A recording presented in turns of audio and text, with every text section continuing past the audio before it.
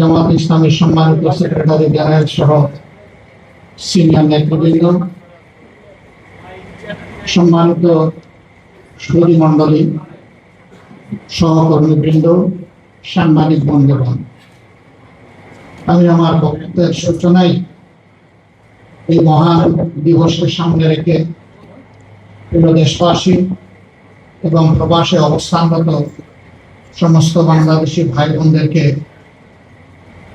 স্বাধীনতা ও জাতীয় দিবসের আন্তরিক শুভেচ্ছা জ্ঞাপন করছি। গভীর শ্রদ্ধা নিবেদন করছি ৭১-এর মহান মুক্তিযুদ্ধে বুক চিতিয়ে এই দেশবাসীর অধিকার আদায়ের জন্য যারা লড়াই করেছিলেন, যারা নিহত হয়েছিলেন, আল্লাহ তাদেরকে শহীদ হিসেবে কবুল করুন। যারা আহত পঙ্গুত্ব বরণ করেও হার মানেননি, আল্লাহ তাআলা দুনিয়া এবং আখিরাতে তাদেরকে উচ্চ মর্যাদা দান করুন। প্রিয় দেশবাসী, স্বাধীনতা একটা জাতির কত বড় সম্পদ, এটা স্বাধীন জাতি বোঝে না, পরাধীন জাতি বোঝে। আমাদের পূর্বপুরুষেরা ১৯০ বছর যখন স্বাধীনতা হারিয়ে গোলামীর জিঞ্জিরে আবদ্ধ ছিলেন, তারা তখন অনুভব করেছিলেন স্বাধীনতা কি জিনিস। তাদের এই আন্তরিক আকুতি, তাদের সংগ্রামী প্রয়াস, তৎকালীন নেতৃবৃন্দের বিচক্ষণতা, দূরদর্শিতার ফলে আমরা একটা দেশ পেয়েছিলাম। আমাদেরকে আশ্বস্ত করা হয়েছিল পাকিস্তানের নামে, যে এই দেশে কোন ধরনের বৈষম্য থাকবে না, ন্যায়বিচার কায়েম হবে এবং মানুষ একটি স্বাধীন দেশের নাগরিক হিসেবে সম্মানের সাথে বসবাস করবে। এর লক্ষ্য অর্জিত হয়নি, পদে পদে লঙ্ঘিত হয়েছে, যার কারণে ৭১-এর মুক্তিযুদ্ধ অনিবার্য হয়ে উঠেছে। তবে হ্যাঁ, এই যুদ্ধের আগে একটা সাধারণ নির্বাচন হয়েছে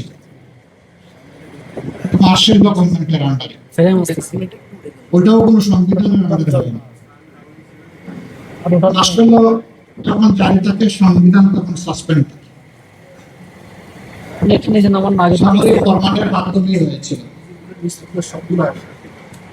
কিন্তু জনরায়কে পাকিস্তানি শাসক গোষ্ঠী এবং সামরিক বাহিনী তারা সম্মান দেখাতে ব্যর্থ হয়েছিল। বরঞ্চ জনরায়কে অগ্রাহ্য করে বিপুল জনমানুষের আকাঙ্ক্ষাকে তারা বুলিয়ার বুলেট দিয়ে, ব্যানর দিয়ে তারা দমিয়ে রাখতে চেয়েছিল। নির্বিচারে মানুষ খুন করেছে, মানুষের ইজ্জত লুণ্ঠন করেছে, সম্পদ ধ্বংস করেছে, দেশকে পোড়ামাটির দেশে পরিণত করেছে। কিন্তু সকল নির্যাতন চালিয়েও মানুষের আকাঙ্ক্ষাতে তারা দমিয়ে রাখতে পারে। শেষ পর্যন্ত দেশ স্বাধীন হয়েছে। আরেকবার সেই লড়াকু সমস্ত যোদ্ধাদেরকে অন্তরের অন্তঃস্থল থেকে গভীর কৃতজ্ঞতা জ্ঞাপন করছে, যারা আমাদের জন্য একই মানচিত্রকে স্বাধীনতার মোড়কে উপস্থাপন করেছেন, যারা আমাদেরকে একটি সম্মানজনক পতাকা হাতে তুলে দিয়েছে। এই পতাকা এবং মানচিত্রের হাত ধরে বাংলাদেশটা বদলে যাওয়া উচিত ছিল, কিন্তু না, বোতল পরিবর্তন হয়েছে, ভিতরের জিনিস পরিবর্তন হয়নি। এক এক করে ৫৪ বছর বিদায় নিচ্ছে, আমরা আগামীকাল ৫৫তম বছরে ইনশাল্লাহ পা দেব একটা জাতি হিসেবে। দ্বিতীয় বিশ্বযুদ্ধের পর জাপান কি অবস্থায় ছিল সবাই জানেন, কিন্তু মাত্র ৩ বছরের মাথায় তারা বিশ্বকে চমকে দিল। তারা বিশ্বের সর্ববৃহৎ ইলেকট্রোমেকানিক্যাল ইন্ডাস্ট্রি মিৎসুবিশি চালু করে বিশ্বকে জানাই দিল যে জাপান ঘুমিয়ে পড়ে যায়। সেই জাপান সেখান থেকে বের হয়ে আসতে পারল, বের হয়ে এসে এখন বিশ্বের একটি উন্নত মর্যাদাশীল জাতি হিসেবে নিচেরা দাঁড়াতে পারল। এই অঞ্চল দুইবার স্বাধীনতা অর্জন করার পরেও আমরা কেন পারলাম না? এই না পারার কারণ আমাদের সাধারণ জনগণ নয়, এই না পারার কারণ হচ্ছে নেতৃত্বের ব্যর্থতা, লোভ, অদূরদর্শিতা এবং সীমাহীন দুর্নীতি। দুর্নীতি শুধু টাকা পয়সা হাতলারে হয় না, হ্যাঁ এটাও দুর্নীতি। সবচেয়ে বড় দুর্নীতি হচ্ছে মানুষের অধিকার হরণ করা, অযোগ্য লোকদেরকে যোগ্য জায়গায় বসিয়ে দেওয়া, যোগ্যতা সম্পন্ন লোকদেরকে অপমান করে তাড়িয়ে দেওয়া, এটি হচ্ছে সবচেয়ে বড় দুর্নীতি। দুর্নীতির এই বিষবাষ্প যতক্ষণ পর্যন্ত সমাজ থেকে বিদায় না নেবে, আমাদের সমাজ স্বাধীনতা আকাঙ্ক্ষিত সফল ভোগ করতে পারবে না। এরপরে তার মুখেই শুনলেন, আমি বলার পরে তো হইচই পড়ে গেছিল। আমি বলেছি যে তিনি বিদ্রোহ করেছেন, বেওকুফরা বুঝেছে তিনি স্বাধীনতা ঘোষণা করেছেন। এটা নিয়ে কি যে হইচই। তিনি অবশ্য বলেছেন অনেক সময় তারা ইংলিশটা বুঝে না, উনি ঢাকা বিশ্ববিদ্যালয়ের ইংরেজি শিক্ষকদেরকে ব্যবহার করেছেন। এরপরে তিনি বলেছেন যে না, আমার কাছে এগুলা সংরক্ষিত আছে, পয়সাও লাগবে না, আমি দেখিয়ে দিব, চলে আসুন। জানবে না, বুঝবে না, তার আগে চায়ের কাপে ঝড় তুলবে। কেন তুলে জানেন? মূল ইস্যুকে চাপা দেওয়ার জন্য। দেখেন না, সম্প্রতি একটা ঘটনা, আমাদের এই ঈদ উপলক্ষে আমরা একটা রিসেপশনের আয়োজন করেছিলাম। বিদেশি কূটনীতিবিদরা এবং আমাদের বন্ধুরা এখানে এসেছিলেন। ঈদের দিনটা মানুষ একটু খোলামনে সবার সাথে মিশে, আমি একটু মিশেছি। হায়ারে আল্লাহ, এটা নিয়ে কি যে অবস্থা। নবীজি এটা করেছেন রে ভাই, তিনি তার প্রিয়তম সাহাবীর সাথে এটা করেছেন। এটা তো আমার নবীর প্রিয় সুন্নাত। আমি তো আমার নবীর প্রত্যেকটা সুন্নতকে ভালোবাসি। কে কি বললো না বললো এগুলো পাত্তাই আমি দেই। তুমি বলতেই থাকো, আমি করতেই থাকো। হ্যাঁ, মানুষ হিসাবে যদি ভুল করি অনুতপ্ত হব, ক্ষমা চাইব, কোনো অসুবিধা নাই। কিন্তু আমার সত্য কাজটাকে ভুল হিসাবে চালিয়ে দিবা আর মনে করবা নিজেই শুধু জ্ঞানী, আর সবাই চোখ বন্ধ করে অথবা উট পাখির মতো ঠোঁট বালিতে ঢুকে বসে আছে, এটা মনে করবা না। দুনিয়া এখন বড় চালাক। তুমি যে রাস্তা দিয়ে হাঁটো, ওই রাস্তা অবজার্ভ করার জন্য তোমার রাস্তায় শত সার্চ লাইট বসে আছে। আমাকে একদিন একজন বিখ্যাত সাংবাদিক জিজ্ঞেস করলেন যে আপনাদের নিয়ে তো নাড়াচাড়া করে কেন? আমি বললাম খুব ভালোবাসো তো এই জন্য কষলায়। আমাদের ভালো কথাটাকে টুইস্ট করে অন্যভাবে উপস্থাপন করে। একটা কথা এক লাইনে সব বলা যায় না, হয়তো 3টা লাইন বললাম, ওর পছন্দ হয়েছে আমাকে ঘায়েল করার জন্য একটা লাইট পোস্টিং দেবো, ওইটাকেই ফটোকার্ড বানিয়ে ছেড়ে দেয়, বাকি 2 লাইনের খবর নাই। ভাই এগুলো তো ভালো জিনিস, আমরা জানি। আমাদের সাংবাদিক বন্ধুরা এগুলা করতে চান না, তাদেরকে করানো হয়, করতে বাধ্য করা। এত রক্ত, 71-এর ত্যাগ, 24-এর ত্যাগ, এই সবগুলো তো ম্লান হয়ে যাবে যদি ভালোকে ভালো হিসাবে পুরস্কৃত করা না হয় আর মন্দকে যদি দমন করা না হয়। আমরা কি দেখছি? আমরা দেখছি পরিবর্তিত বাংলাদেশ। শাসন ক্ষেত্রে শাসক বদলেছে, কিন্তু শোষণের ধারা বদলায়নি। ইতিমধ্যে যে সমস্ত লক্ষণ ফুটে উঠেছে আপনারা সবাই পরিষ্কার। সর্বশেষ যেটা পেরেক মারা হচ্ছে, একটা গণতান্ত্রিক ধারা চালু হোক, এই জন্য এই নির্বাচনের ফলাফল নিয়ে আমাদের অনেক কষ্ট আছে। সব কষ্ট চেপে আমরা বলেছি আমাদের দেশটা গণতান্ত্রিক ট্রেন হিসাবে রেল লাইনের উপরে উঠুক, চলুক, সামনের দিকে চলুক, আস্তে আস্তে ঠিক হয়ে যাবে। তো উঠাই দিলাম। এই উঠাই দেওয়ার পরে এখানে প্রশাসক, ওখানে প্রশাসক, ওখানে প্রশাসক, এটা তো সংবিধান বিরোধী। পরিষ্কার, আপনি সংবিধানের কথা বলতেছেন, ওই সংবিধানে তো লেখা আছে স্থানীয় সরকারের সকল স্থলে একমাত্র নির্বাচিত প্রতিনিধিরাই তারা দায়িত্ব পালন করবেন। তো এদেরকে কে নির্বাচন করবে? এরা দলীয় আনুগত্যের ভিত্তিতে বিভিন্ন জায়গায় লোকদেরকে বসিয়ে দেওয়া হচ্ছে, জাতির গাড়ি চাপিয়ে দেওয়া হচ্ছে। আমরা এগুলো মানি না। আপনি সংবিধানের এক অংশ মানবেন, আর এক অংশ মানবেন, ভারী মজা। একটা অর্ডারের ভিত্তিতে দুইটা ভোট একই দিনে হয়েছে। আপনি ঘুষ তো মানেন, কিন্তু ঝোল খাইতে রাখেন। একই তরকারি একই বাসনে পাকানো হয়েছে, গোস্তটা খেয়ে নিলেন, বলতেছেন ঝোলটা হারাম। তো ওই গোস্ত তো ঝোলের ভিতরে পাকানো হয়েছে, তাহলে এই গোস্ত হালাল হয়ে যাবে, ওইটা হারাম।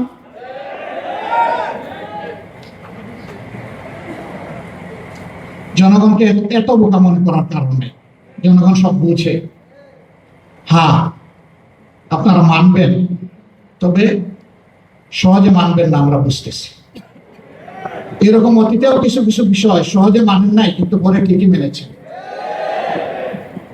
আমরা নিজের জন্য, কোনো দলের জন্য এই কাঠামোগত পরিবর্তন আমরা চাচ্ছি না, সংস্কার চাচ্ছি না। আমরা 18 কোটি মানুষের জন্য চাই। গণতন্ত্রের এসেন্স, বিউটি, একটা দল সরকারে যাবে আর একটা দল বিরোধী দলে থাকবে, এই দুই দল মিলেই জাতিকে সামনে এগিয়ে নেবে। সরকার ভালো করলে সহযোগিতা করবে বিরোধী দল, যদি মন্দ কিছু করে তাহলে লাগাম ধরে টান দেবে। আমাদের নীতি তাই হবে ইনশাআল্লাহ। তাওয়ানু আলাল বিররি ওয়াত তাকওয়া ওয়ালা তাওয়ানু আলাল ইসমি ওয়াল উদওয়ান। এই নীতির বাইরে আমরা যাব না।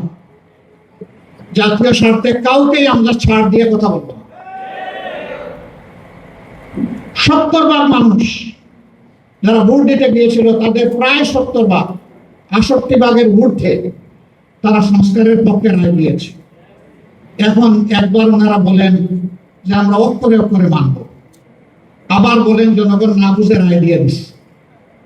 আরে ভাই, জনগণ বুঝুক না বুঝুক, ভোটের অধিকারটা তার, আপনার না।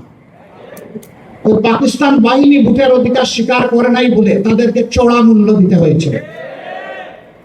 আজকেও যদি সেই পুরোনো কায়দায় চিন্তা করা হয়, জনগণের ভোটকে অস্বীকার করার, অগ্রাহ্য করা, অপমান করা, তাহলে দেশবাসীকে অপমান করার খেসারত গোনার জন্য তৈরি থাকতে হবে। যেই দেশবাসী রক্ত দিয়ে ফেসিবাদ হটানোর রাস্তা চিনে ফেলেছে, এই দেশবাসীকে আর দমানো যাবে না। কি দিয়ে দমাবেন? ফাঁসি তৈরি আছে। কি দিয়ে দমাবেন? গুলি করবেন, তৈরি আছে। কি দিয়ে দমাবেন? আবার আয়নাঘর কায়েম করবেন, তৈরি আছে। কিন্তু বলে দিচ্ছি, ওই জীবনের বিনিময়ে সব ফাঁসি, এই ধরনের মতলবী বিচার ব্যবস্থা এবং আয়নাঘর সব গুলিয়ে দেওয়া হবে ইনশাআল্লাহ। আর এগুলো কায়েম করতে দেওয়া হবে না। জনগণের অধিকারের সাথে যারাই ছিনিমিনি করবে, তাদের সাথে আমরা কোনো আপোষ করব না। জাতীয় জীবনে আমরা এখন একটা গুরুত্বপূর্ণ জায়গায় আছি, খুবই জটিল জায়গায় আছি। সম্প্রতি যুদ্ধের কারণে গোটা বিশ্ব অস্থির, অর্থনীতি অনেক দেশের ভঙ্গ হয়ে পড়েছে। জ্বালানির অভাবে অনেক দেশ কুড়িয়ে কুড়িয়ে হাঁটছে। অবশ্য আমরা জানালাতে খুবই সমৃদ্ধ, কারণ আমাদের মন্ত্রী মহোদয় বলেছেন কোনো কিছুর আমাদের অভাব নেই। এই অভাব না থাকার কারণে কয়েক কিলোমিটার একটা পাম্পের সামনে এখন সারি সারি লাইন।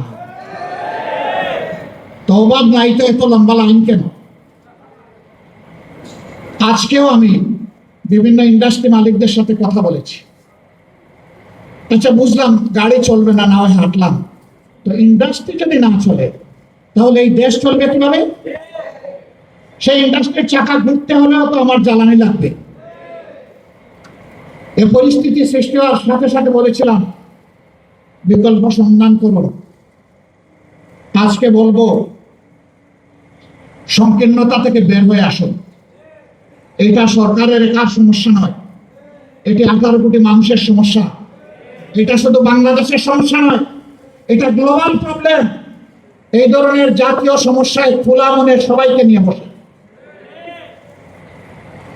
আমরা প্রস্তুত সব দিক থেকে সহযোগিতা করতে, যতটুকু সম্ভব। আজকেও কয়েকটা দেশের প্রতিনিধিদের সাথে কথা বলেছি যে তারা এই পরিস্থিতিতে আমাদেরকে কি সহযোগিতা করতে পারে। তারা বলেছে আমরা সাধ্যমতো বন্ধু দেশকে সহযোগিতা করার জন্য প্রস্তুত আছি। আমরা যদি এই সরকারের ব্যর্থতা চাইতাম, তাহলে আমরা রাস্তায় এখন নেমে আগুন জ্বালানো শুরু করতাম। আমরা তো সরকারের সফলতা চাই, কিন্তু সরকার যদি উল্টা পথে হাঁটে আমাদের তো করার কিছু নেই। সরকারকে সঠিক পথে হাঁটতে হবে, মানুষের আকাঙ্ক্ষাকে সম্মান করবে। একবারে আগামী 29 তারিখ আবার অধিবেশন বসছে, আমাদেরকে নোটিশ দেওয়ার কথা বলা হয়েছে সংস্কার বিষয়ে আলোচনার জন্য। আমরা সুযোগ দিয়ে বলতে চাই, নোটিশের অপেক্ষা না করে অধিবেশন বসার সাথে সাথে ঘোষণা দিন যে আমরা তা আপাতমস্তক যেভাবে সাইন করেছি ওইভাবে বাস্তবায়ন। আসলে এখন বাস্তবায়ন প্রক্রিয়া নিয়ে আমরা আলোচনা করি সংসদ, আমরা প্রস্তুত, খোলা মন নিয়ে প্রস্তুত, কিন্তু এটা নিয়ে যে কোনো ধরনের টাল বহনা আমরা মানব না।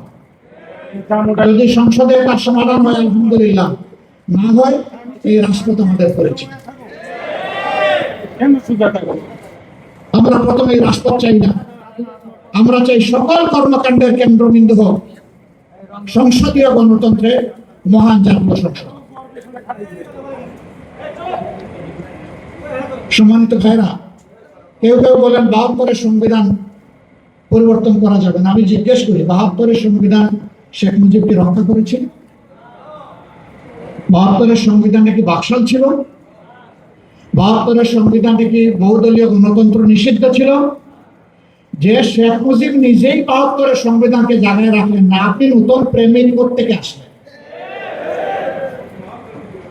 জিয়াউর রহমান সাহেব এই সংবিধান পরিবর্তন করেন নাই? মরহুম নেতা এম.কে. আনোয়ার এই জাতীয় প্রেস ক্লাবে এই হলে বসে তিনি একটা আলোচনার সময় বলেন নাই যে জনগণের সরকার কায়েম হলে এই সংবিধানকে আমরা ছুঁড়ে ডাস্টবিনে ফেলে দেব? তিনি এইরকমই বলেছিলেন অঙ্গভঙ্গি। মরহুমা সাবেক প্রধানমন্ত্রী বিএনপি চেয়ারপারসন বেগম খালেদা জিয়াকে বলেন নাই যে জনগণের সরকার কায়েম হলে এই সংবিধান থাকবে না? তাহলে আপনারা কি তাদের চাইতে বেশি 72 সংবিধান প্রেমিক হয়ে গেলেন? এই সমস্ত জিনিস ভালো না, ভালো লক্ষণ না। জনগণকে মেহরবানি করে ভুল বুঝবেন না, ভুল বুঝানোর চেষ্টা করবেন না। জনগণের আকাঙ্ক্ষা বুঝার চেষ্টা করুন, দেয়ালে একটু কান চাপেন, শুনবেন এদেশের জনগণ কি চায়। যদি এই সংস্কারকে মেনে না নেওয়া হয় তাহলে মিনিমাম 1400 শহীদ যারা হয়েছে তাদেরকে অপমান করা হবে, হাদিদেরকে অপমান করা হবে, আবরার ফাহাদকে অপমান করা হবে, ফেলানির ঝুলন্ত লাশের সাথে অপমান করা হবে। এই কাজ করতে যাবেন না। বেঁচে থাকা জিন্দা শহীদ জুলাই যোদ্ধারা তারা এটা মেনে নেবে না। জুলাই যুদ্ধে 100 নয়, 200 নয়, 1000 নয়, 10,000 নয়, 1 লাখ নয়, 2 লাখ নয়, জুলাই যুদ্ধ ছিল কোটি কোটি। মানুষের বিরুদ্ধে অবস্থান নেবেন না। মেহরবানি করে জন আকাঙ্ক্ষার প্রতি সম্মান করুন। আজকের এই মহান দিবসের আলোচনায় সবাই আমি বুক করে সরকারকে সেই আহ্বান জানাতে চাই।